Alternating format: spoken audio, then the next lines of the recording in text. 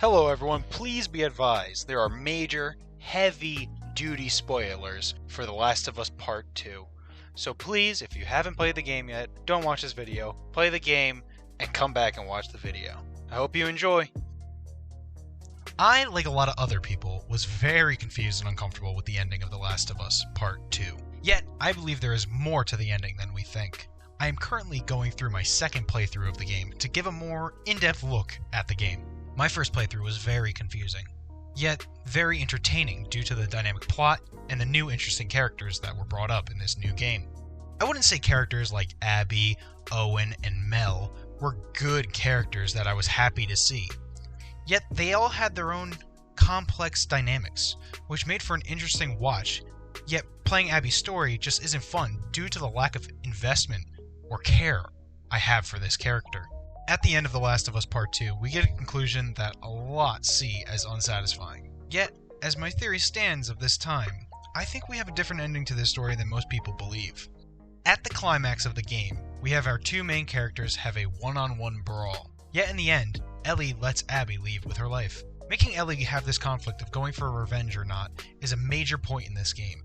Ellie is left alone, upset and bleeding from her two gnawed-off fingers Abby just bit off. As I was playing the finale of the game, I felt uncomfortable during the whole fight. I wanted Ellie to win, yet seeing the hardships that Abby has gone through really makes me more sentimental for the character. A big problem people have with this game is that Abby doesn't get what she deserves. Ellie doesn't get to avenge Joel, and that's just not right. That's a big problem with this game that everyone is complaining about.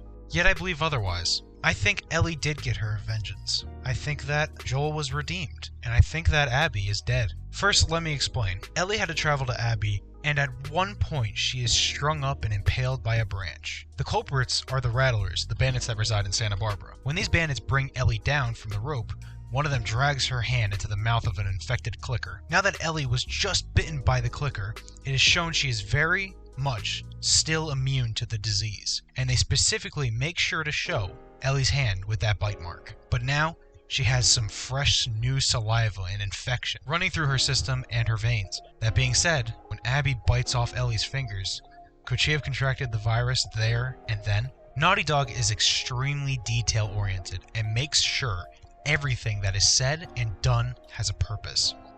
I believe Ellie got a bite back then to show she has the immunity still. Also, that she has that infection fresh inside of her.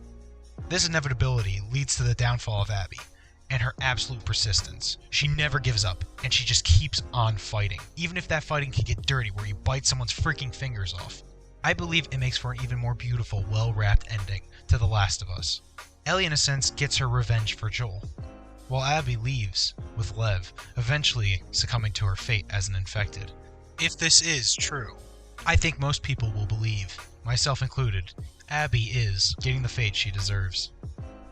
I think this is a more complex and interesting way for The Last of Us to end. So, let me know what you think. Leave a comment down below, and make sure to smack that like button, and hit that bell. I don't know, shit.